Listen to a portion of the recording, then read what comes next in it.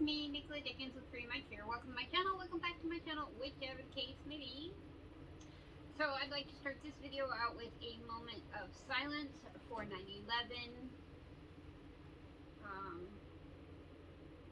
the 21st anniversary of 9/11.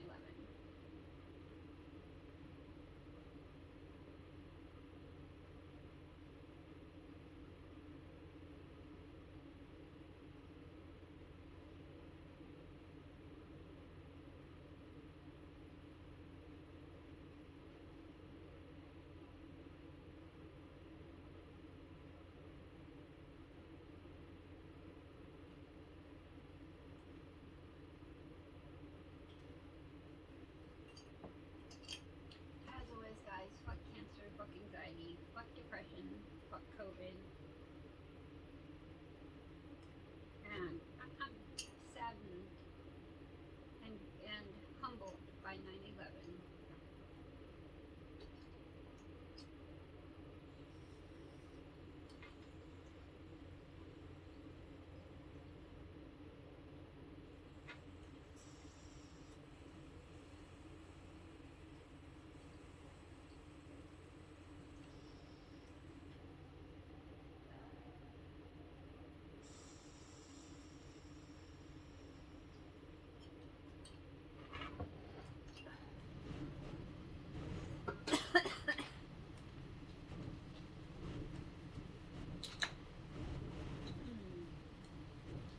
That being said, welcome to today's show. So we started in the last video working with our Affirmations Cube. So we're going to throw it around because I don't want to put it on or roll it on this. I'd end up making a huge mess, I guarantee it. So let's see. We'll try it one more time. So today is the same as yesterday's. Let your light shine. That's cute. Okay, well let's let our light shine. As always, fuck cancer, fuck anxiety, fuck depression, fuck COVID. In with the good and out with the bad.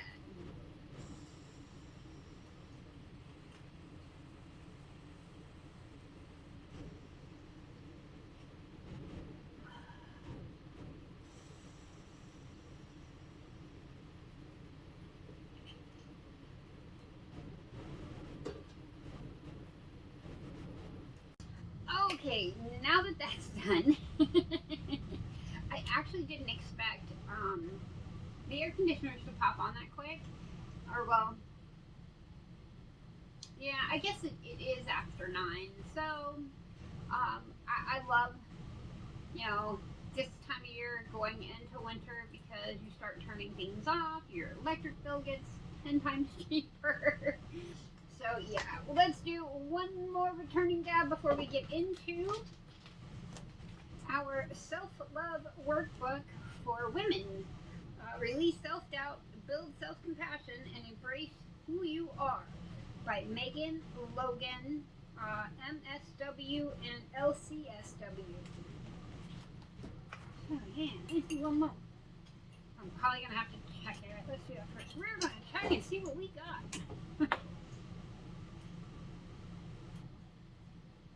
So yeah, I don't know, since I've learned a little bit more about how to edit my videos, I do find that I am doing a little bit more breaks in the middle because I can always stop and restart the camera. Why am I so dark? Why am I so dark? Must be that curtain right there. I'm not sure. So I apologize for the shadows today. I did not expect that. The sun kind of went skipping around the tube, and I wasn't paying attention to it, and here they came.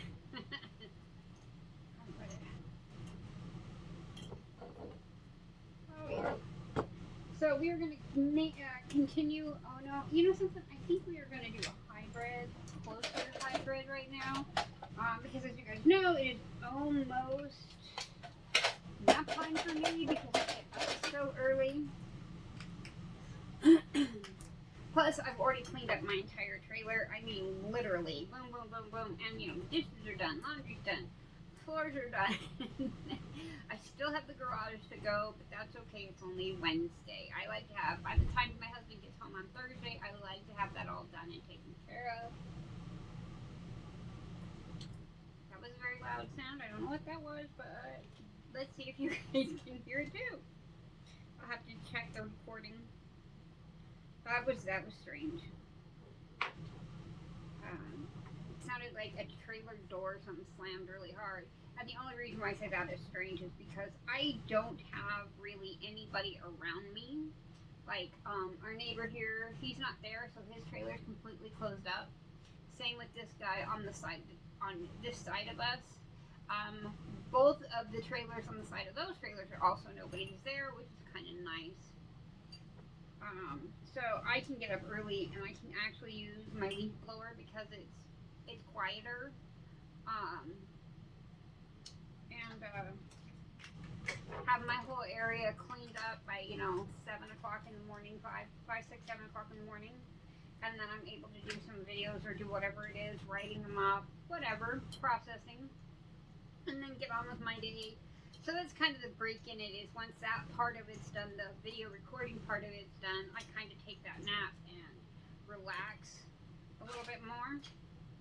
And then when I get up in the afternoon, I will clean up anything that still needs to be cleaned up from doing the videos. And that's why I want the studio for myself, is because then I don't have to clean it up every time. But I have to right now because this is our main area and I really like it. Let me take it. So, we are doing... I didn't even think to look. Oh yeah, it's gotta be it. Okay, yeah. So we are doing Agent Orange Hybrid Sugar Wax. That's pretty good. Let's see.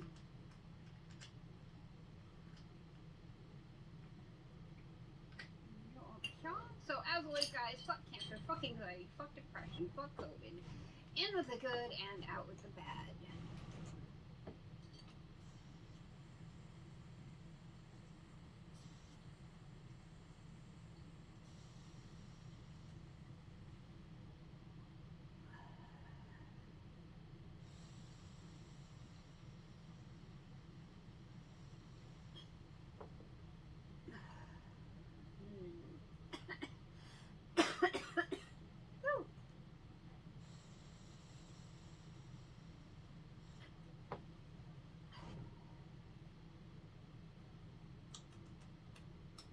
Oh, so yummy. So yummy.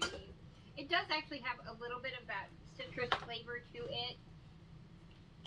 Specifically, you can taste like an orange or a tangerine type flavor to it, but it is definitely citrus. Sweet. And a quick story about that. When I first started, how do I say this? When I first started in doing this, I had a gentleman, an older gentleman, come to me and ask me, so can you eat sugar wax? I'm like, sorry, what? I mean, can you eat sugar wax? I'm like, no, you smoke it. He's like, oh, well, is it sweet? I'm like, it depends on the strain. It's not always sweet, but it's not always sour. And he's like, well, I don't understand. Why do they call it sugar wax? So I had to kind of explain to him. It was really cute. And he's like, oh, well, that makes a lot more sense. I'm like, a lot more sense. How many times did you buy this and try it? That was the only thing I could think of. I'm like, oh my God. So, be patient with those that aren't as well versed or as well knowledged in everything with the terminology and all that beautiful, wonderful stuff. Yeah, just, give them a little bit of a break. So, we are on chapter 2. So, prepare for the road ahead. If someone else notices our qualities and talents, we think those are part of us, or those parts of us must be worthwhile. We long for someone to discover us, admire us, colonize us. but why must it be another person? Why can't you sail that voltage and explore yourself? Vironika Tugaleva, I'm not sure. Tugaleva. I'm not even going to try to butcher it anymore. That's just wrong of me to butcher it, not of the name. Sorry. The next step in self-love journey involves preparation. In this chapter, we will take steps to establish a purposeful process and create a space for intentional practice in learning to love ourselves. You will explore ways of becoming vulnerable and authentic and learn how to make yourself a priority in a world in which other things compete for your attention. Think of this chapter as making sure you have your proverbial tank full of gas, inflated tires, working engines, seatbelts, airbags, and jumper cables handy. And remember that sometimes music and snacks to enjoy during the ride can enhance the experience. While finding self-love can feel magical in itself, this happens best in the context of dedication and commitment. So buckle up, you're worth it. I need to move you. I'm trying to chapter this out and put different things on these tabs so when I'm looking for it, I can easily access it. I figure I can do, chapters and stuff up here and then pages down here just to kind of give me a little bit more of a reference point because something tells me I may have to look back on this a bit. So, the power of daily love self-love practice. Each day presents itself as a new opportunity to reset and reawaken self-love. If you struggle the day before to set aside time and make yourself a priority, it's okay. It's never too late to start practicing self-love. Through it all, try talking to yourself in a kind and supportive way so you can stay focused on your goals. Self-love can't grow in the context of shame and put-downs. Imagine if you spoke kindly and lovingly to yourself every day. What would change? What would feel different? What would you give yourself permission to do? A daily self-love practice sets up a pathway in the brain for self-love to become an automatic, just like brushing your teeth. Scientists have learned that activated neurons connect to other firing neurons in the brain to transmit information. These neurons wire together to create a neural pathway, which daily practice and any new action, in this case self-love, becomes ingrained. Sure, in the beginning this is challenging. It feels like work or maybe even self-indulgent at times. Nevertheless, if continued, this new behavior will become second nature, allowing for self-love to grow. It's not all bubble baths and manicures. I used to think that self-love sounded indulgent and luxurious. Who has time for that when work, family, and relationships demand so much of our energy and time? I quickly learned that living fully requires that we nurture ourselves well beyond the scope of getting a manicure, drinking a glass of wine, and soaking in a bathtub. Sure, relaxing and pampering are lovely and essential, but true self-love involves more. It means we develop honesty within ourselves, identify our values, and create an authentic life free from self-harm and self-destructive patterns. It's about creating a life in which our choices and decisions nurture and reflect our true selves and values. Consider this for a moment. Sorry. What priorities would shift and change for you? Don't worry if you aren't clear about values yet. We'll explore that in the second part of our workbook. Just remember, while bubble baths and manicures are fun, true self-love comes from deep within, and it does not rely on external events, outcomes, other people's opinions, or societal standards. Be vulnerable. As women, we often find ourselves in the nurturer role, taking care of and helping others. It is difficult to notice that we too may need to feel special or loved. Focusing on others' needs can be a way of avoiding our own needs, which can make us feel vulnerable. An important part of being authentic to ourselves is recognizing our vulnerabilities, our feelings, if not being good enough, along with our disappointment, sadness, and fears, and making a conscious choice to go there. Practicing honesty and vulnerability within ourselves can sometimes feel overwhelming and scary, but it's self acceptance. While you are your own number one supporter in this journey, consider identifying trusted relationships for the support, perhaps a friend, a family member, partner, or a therapist. These supportive people can help cheer you on and encourage you from the side of the road. Remember that you are in the driver's seat, and the ability to let yourself be vulnerable ultimately begins with you. Yes, yes, yes. So,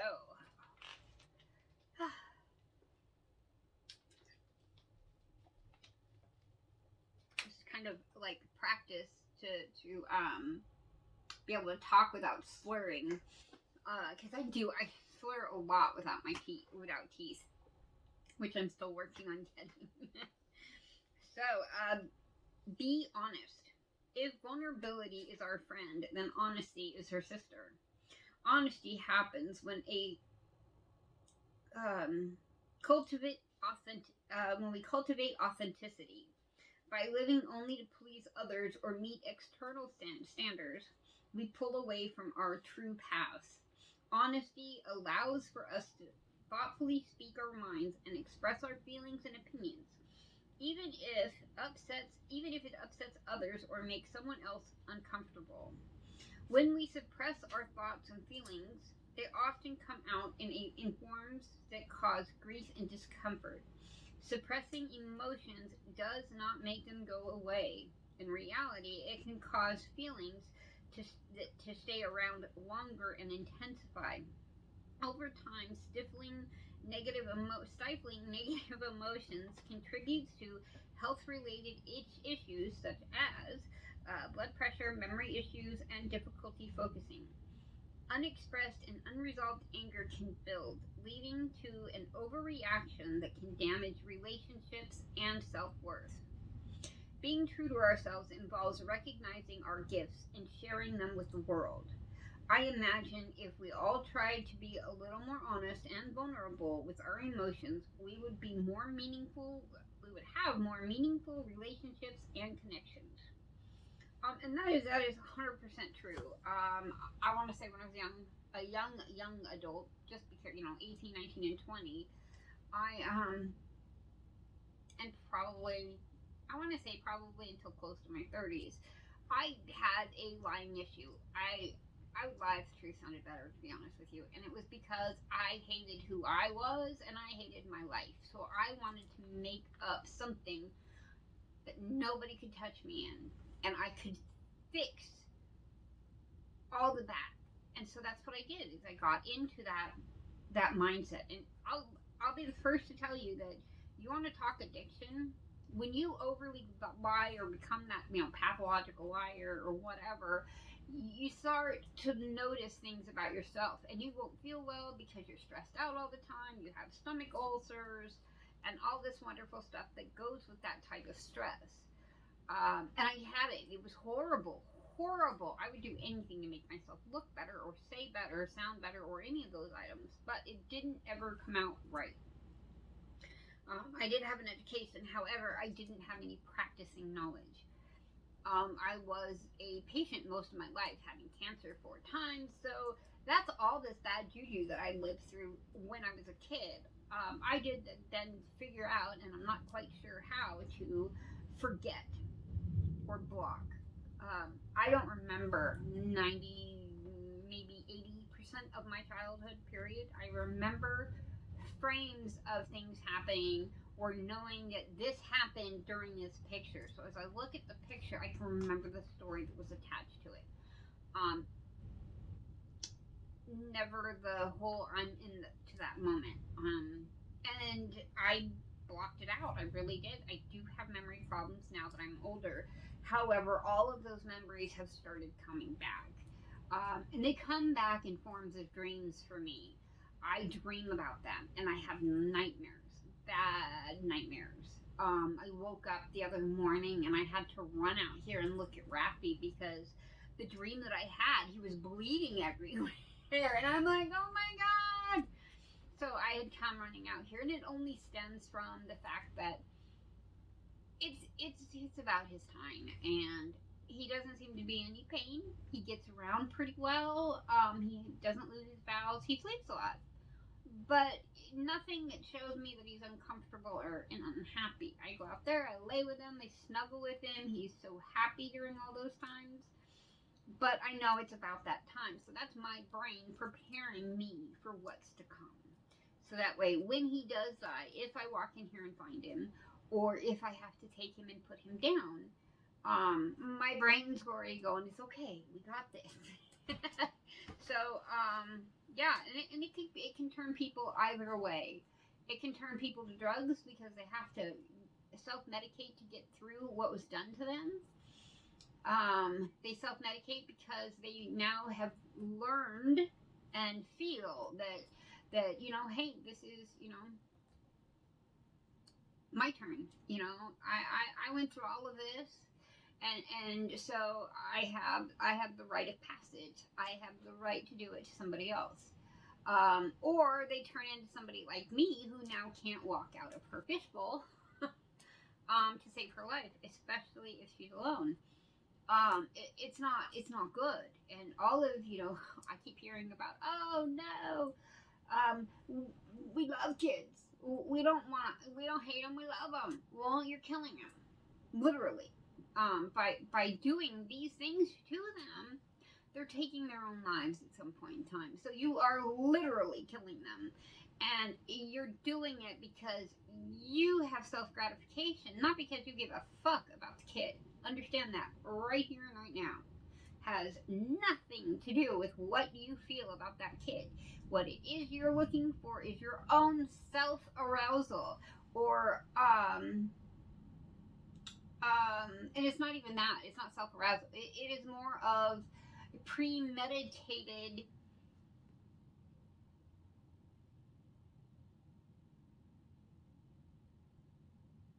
crap. I mean, I don't know how to describe it. You know, your predatory lust. How about that word? That one kind of works better. You have this predatory lust that you are trying to satisfy, and in doing that, you are killing these kids or adults, depending on which end they are from. So, we need to buffer that. We gotta stop it. So I've been off on a tangent. It was one of those things because that's where I came from, that I feel this way. And I'll tell you what, it does cause a lot of self-disapproval. I will look at myself in the mirror and I'll be like, hey, I look like crap. I'm old. I'm fat. You know, my husband's like, you're 130 pounds. Seriously? I'm like, no, it's fat in some cases. I'm only 5'3". So, yeah, we kind of go back and forth on that. I can't, my weight goes up and down all the time because it doesn't matter what anybody else thinks of my weight or what I look like. I always think of that. It's just the way it is. And I direct that, you know, I direct all of that towards my aggressors because I was always, oh, you got a big bubble butt, or yeah, you're chunky, you're gonna need to drop some pounds, you know. And I always got those types of comments from my grandfather down, so, and from other people. Really kind of sucked. So, put yourself first. You might be thinking, how in the world can I put myself first? With so many demands and expectations, wouldn't it be nice to have such a luxury? I have often thought about myself. Work deadlines, bills to pay, groceries to buy, caring for children, parents, lovers, and friends. Even the dogs get fed and walked before I attend to my needs. Putting myself first is entirely counterproductive to my personality and nature and female conditioning. took some dedicated introspection and journaling, but I have learned how to set emotional and physical boundaries, allowing myself time to rest or time to restore and engage in activities that bring me peace and joy. I hope this workbook will help you find that in your life. So yes, me too. I absolutely am looking for those types of things. I'm gonna be honest with you. I put you guys first too. I make sure whatever video I'm recording that day is done and over with, and not necessarily edited or uploaded, but as long as it is done and filmed, then I will sit down. I will have something to eat for breakfast. Normally, so I have to do all my cleaning, and then you guys, and yeah, then it's me. It is me. Make time for you. It may feel impossible to make time for self-care. I found ways to sneak it into my daily routine by waking up 10 minutes early just to lie in bed and watch the sunrise, or allowing myself to listen to a meditation music uninterrupted before going to bed. I take hot showers and practice focusing on the warm water and the smell of shampoo. I have prioritized going to the gym, even if I reward myself by watching a Netflix series uninterrupted while on the elliptical machine. Hey, whatever it takes, right? When my kids were small, I had to get a little more creative to find this time. The key in these smaller moments becomes making them count. Practicing mindfulness and staying present works best. I promise you that no one else will do it for you. Even 5 minutes is better than nothing. Self-nurturing opportunities happen all the time. A hot cup of tea, the smell of our soap, the sun on our face, and sometimes when we are preoccupied or lost in thought, we miss it. A trick to practicing self-love is to give yourself 5 minutes per day.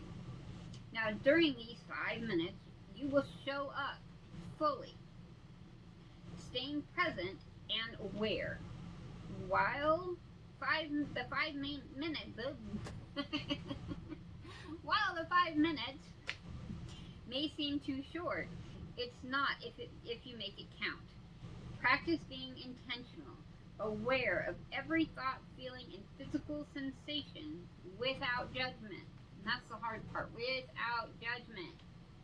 Those 5 minutes can help you connect with yourself and bring you peace of mind. So this is a 5-minute self-love hack.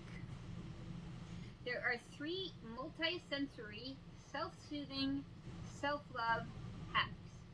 Number 1, connect with nature and breathe. Go outside and take a deep breath in through your nostrils and exhale through your mouth. Feel the sensation of your lungs filling with air and noticing the calming effect on your body. Listen closely. Close your eyes, paying attention to the sounds you may hear around you. Just listening and noticing without judging. There are no good or bad sounds. They are just sounds. Now describe what you hear in your own words by sharing aloud or journaling. Just record facts. I don't really use the listening. I kind of do.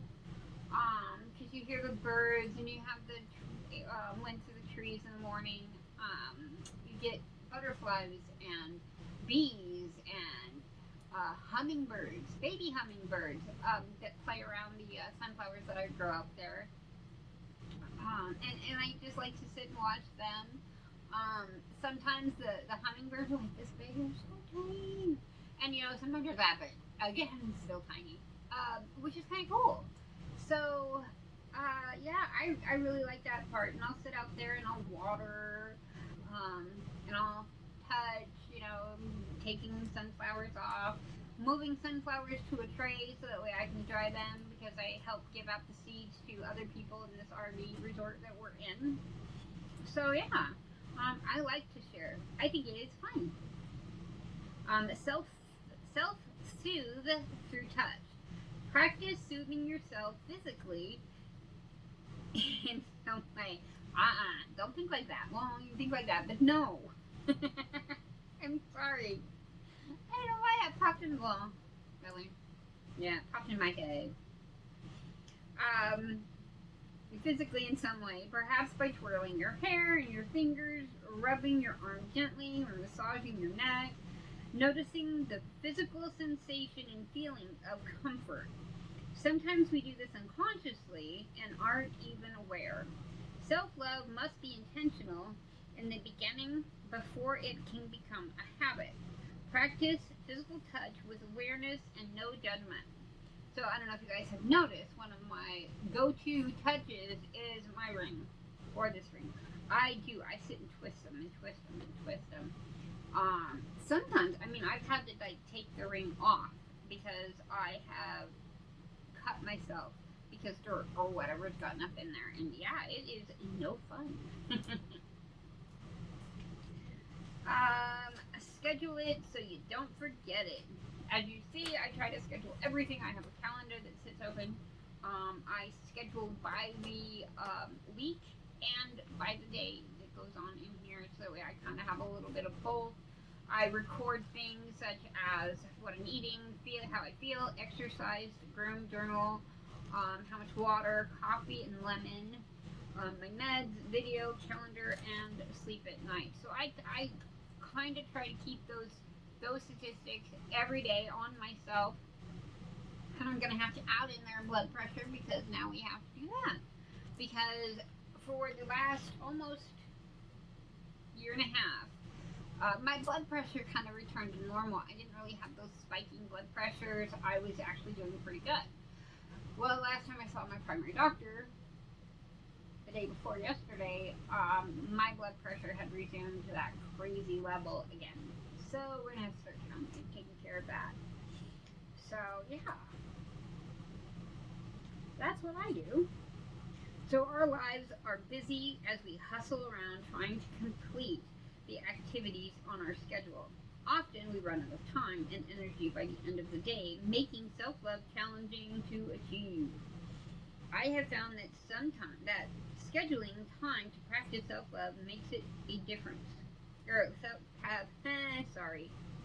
I have found that scheduling time to practice self-love makes a difference.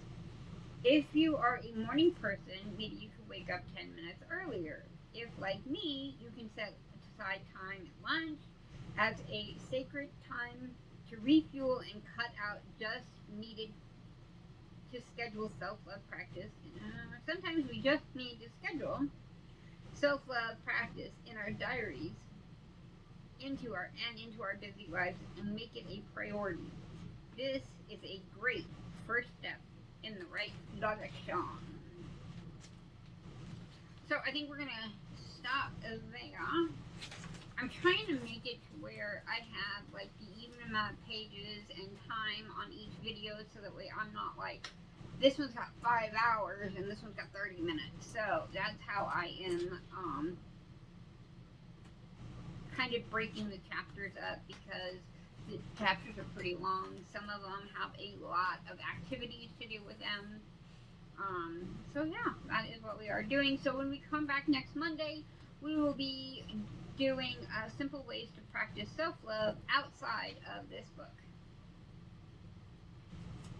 And I have a little message in here saying to track the idea. So, and meditation. So we will be back with that next Monday. So I thank you for joining me. And our self-love workbook for women by Megan Logan. So yeah, I got this book on Amazon. I will be linking all of it in the description below. So if you want to get your own copy, I prefer the spiral back books, especially while I'm doing this, because then I can easily move through the pages. You do not have to buy that way. You can buy it as a paperback, a hardback, or spiral bound, just so you know. So we will be back again next Monday. Mwah! Oh, let's end today's show with a dab. So as always, guys, fuck cancer, fuck anxiety, fuck depression. In with the good and out with the bad.